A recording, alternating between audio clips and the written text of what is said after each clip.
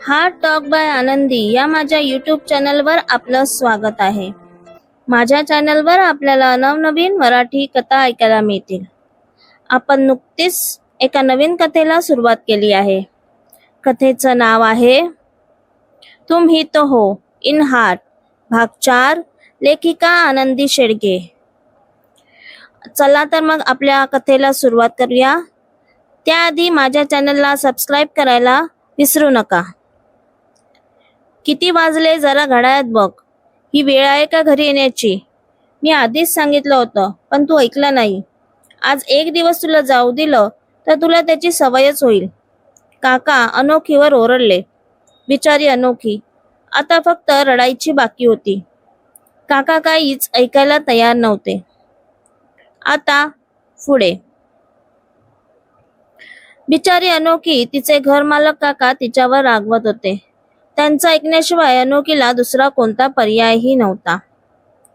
अहो, तिचं ऐकून तरी घ्या. काहीतरी प्रॉब्लेम झाला असेल म्हणून तिला उशीर झाला असेल, शालिनी काकू म्हणाल्या. तू तिची बाजू घेऊ नकोस. आज काहीतरी प्रॉब्लेम झाला म्हणून मी सोडून दिलं तर रोज हिचा काही ना काही तरी प्रॉब्लेम व्हायचा. काका शालिनी काकूला ओरडत म्हणाले. नाही काका, मला फक्त यावेळी माफ करा. यापुढे जर असं झालं तर तुम्ही सांगाल ते मी ऐकीन. अनोखी काकांना विनवणी करत म्हणाली. ठीक आहे, यावेळी मी तुला सोडून देतो, पण पुढच्या वेळी असं झालं तर 15 दिवसाच्या आत रूम खाली करायची. त्यानंतर मी तुझं काहीच ऐकणार नाही, काका म्हणाले. काकांचं बोलणं ऐकून अनोखी आणि शालिनी काकू दोघींनी सुटकेचा विश्वास सोडला. थँक्यू काका, परत असं नाही होणार, असं म्हणून अनोखी आपल्या रूम मध्ये निघून गेली. सकाळी तिच्याकडून पिठाचा सगळा डबा सांडला होता, पण शालिनी काकूंनी सांगितल्याप्रमाणे त्यांनी घर अगदी स्वच्छ करून घेतलं होतं. शालिनी काकू खूप छान होत्या. तिच्यावर आईची माया करत होत्या, पण काका जरा खाष्टच होते.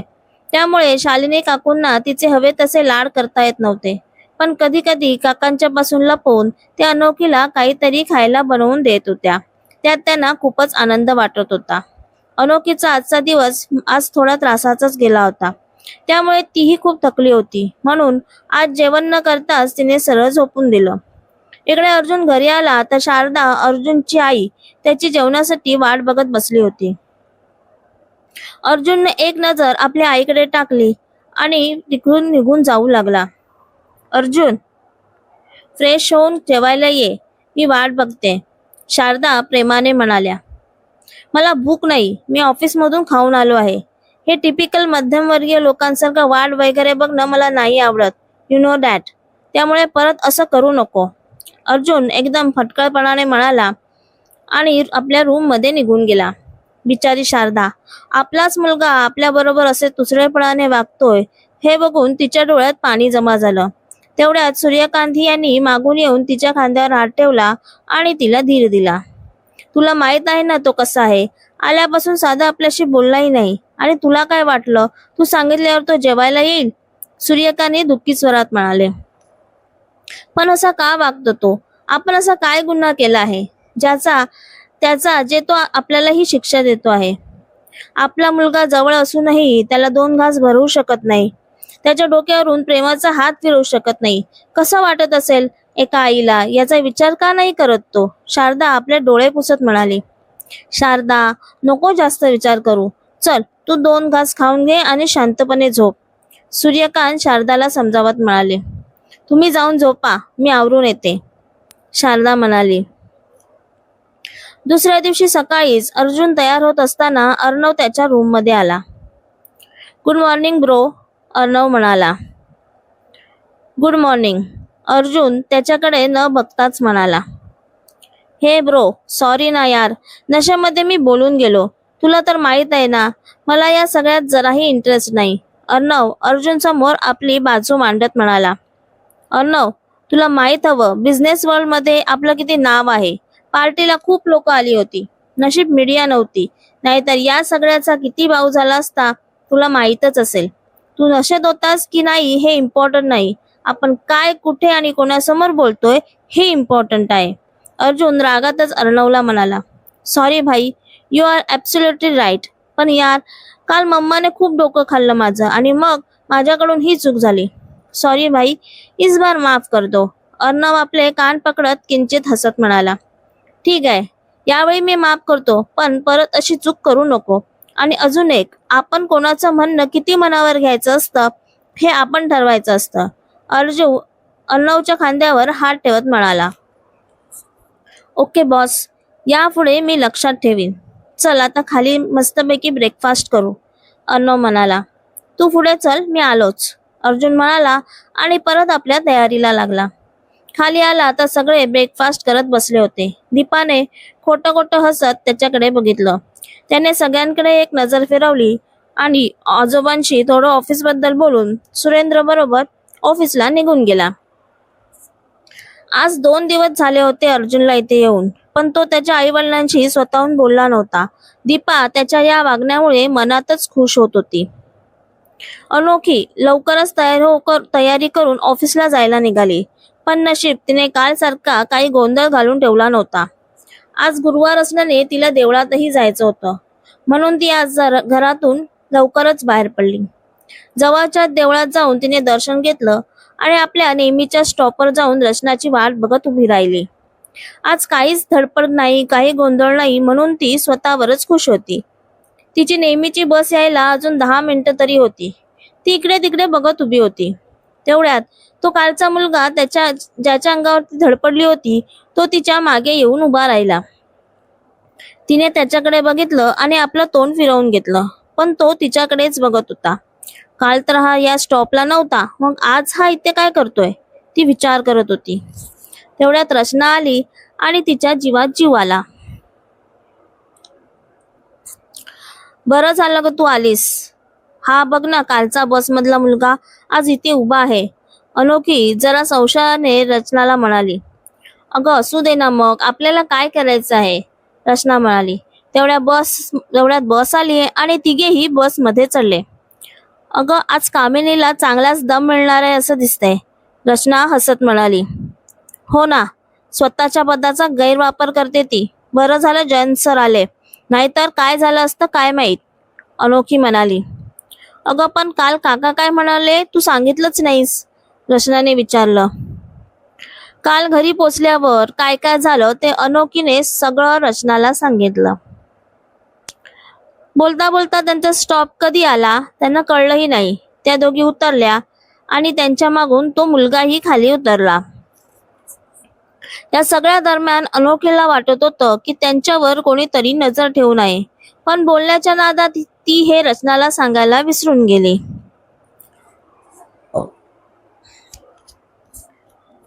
दोघीही ऑफिसमध्ये पोहोचल्या आणि आपापल्या डेस्कवर जाऊन बसल्या. इकडे अर्जुनही आपल्या बुटांचा टकटक आवाज करत आपल्या केबिनमध्ये शिरला. त्याच्या मागून जयंत होताच. आल्याबरोबर अर्जुनने लगेच कामिनीला आपल्या केबिनमध्ये बोलवायला सांगितलं. अर्जुनने स्वतः तिला आपल्या केबिनमध्ये बोलवल्यामुळे कामिनी खुश झाली. तिने स्वतःला थोडं नीटनेटकं केलं आणि आपल्या केबिनच्या बाहेर आली. मला अर्जुन सरांनी बोलवलं आहे, मी इथे येईपर्यंत कोणीही टाइमपास करू नका, कामिनी सगळ्या स्टाफकडे बघत म्हणाली.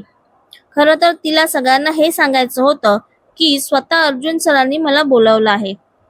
कामिनी अर्जुनच्या केबिनकडे गेली तसे अनोखी आणि रचनाला हसूच फुटले, कारण का बोलवलं असेल याचा अंदाज त्यांना आलाच होता.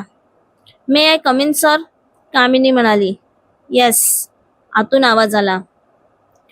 जयंतही तिथेच उभा होता. सर, मला तुम्ही बोलावलं, कामिनी एकदम खुश होत म्हणाली. अर्जुनने आधी तर तिच्याकडे अनोळखी नजरेने बघितलं, कारण एवढ्या सगळ्या स्टाफमध्ये एखाद्या व्यक्तीचा चेहरा एवढ्या लवकर आठवणीत ठेवणं थोडं अवघडच होतं. अर्जुनने जयंतकडे बघितलं.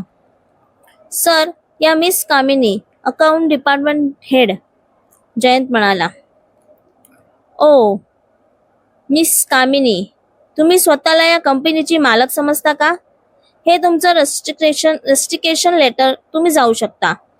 अर्जुन आपल्या चेअर मागे टेकत कामिनी समोर एक एन्व्हलप टाकत म्हणाला. त्याच्या बोलण्यात राग जाणवत होता. नाही सर, सॉरी सर, पण हे लेटर, कामिनीला काहीच समजत नव्हतं. त्याचा राग बघून कामिनी थोडी घाबरतच म्हणाली, मग कोणालाही शिक्षा म्हणून स्वतःच्या मर्जीने ओव्हरटाईम करायला लावायचा याला काय म्हणूया? अर्जुन रागाने आपल्या चेअरवर उठत टेबलवर हात मारत म्हणाला, स्वतःच्या मर्जीने काम करायला तुम्ही इथले बॉस नाही आहात मिस कामिनी. तुम्हाला माहित असेलच की या कंपनीचे मोठे बॉस कृष्णराव दातार यांनी इथे ओव्हरटाईमची सिस्टमच ठेवली नाहीये. आणि तरीही तुम्ही शिक्षा म्हणून त्या मुलीला ओव्हरटाईम करायला लावलात. मिस कामिनी, तुम्हाला माहित आहे तुम्ही कंपनीचा नियम तोडला, म्हणून मी तुम्हाला डिसमिस करतोय. अर्जुन रागाने बोलत होता आणि इथे त्याचं बोलणं ऐकून कामिनीच्या कपाळावर घाम जमा झाला होता. सॉरी सर, परत असं नाही होणार, कामिनी घाबरत म्हणाली. मिस कामिनी, मला माझ्या कंपनीमध्ये परत अशा प्रकारचा हलगर्जीपणा नको आहे. Is that clear? अर्जुनने थोड्या चढ्या आवाजात विचारलं. येस सर, कामिनी मान खाली घालून म्हणाली. ठीक आहे, यू मे गो, आणि परत अशी चूक होणार नाही याची काळजी घ्या, अर्जुन म्हणाला आणि आपल्या कामाला लागला. कामिनी आपल्या कपाळावरचा घाम पुसतच त्याच्या केबिनच्या बाहेर आली. कामिनी आपल्या केबिनमध्ये आली. मगाशी ज्या उत्साहात कामिनी गेली होती तो उत्साह कुठेतरी गायब होऊन अक्षरशः तिच्या चेहऱ्यावरचा रंग उडालेला दिसत होता. कामिनी आपल्या केबिनमध्ये आली. ही बातमी बॉसना कळलीच कशी? त्या अनोखीनेच चुगली केली असणार. सोडणार नाही मी तिला. तिच्यामुळे बॉस समोर माझी इमेज खराब झाली. बॉस मला ओरडले. कामिनी रागातच विचार करत होती.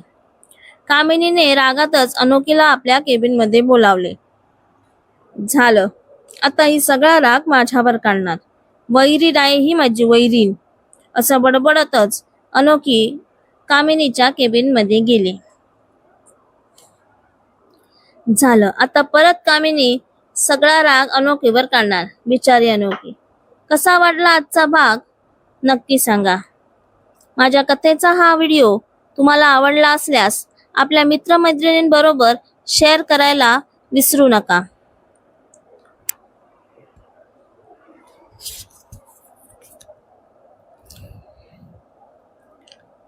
ही कथा तुम्हाला कशी वाटली ते नक्की कमेंटमध्ये सांगा. कथेचा पुढचा भाग ऐकण्यासाठी चॅनलला सबस्क्राईब करा. कथेचे भाग आठवड्याच्या दर सोमवार, गुरुवार आणि शनिवार या दिवशी येतील. भेटूया पुढच्या भागात. धन्यवाद.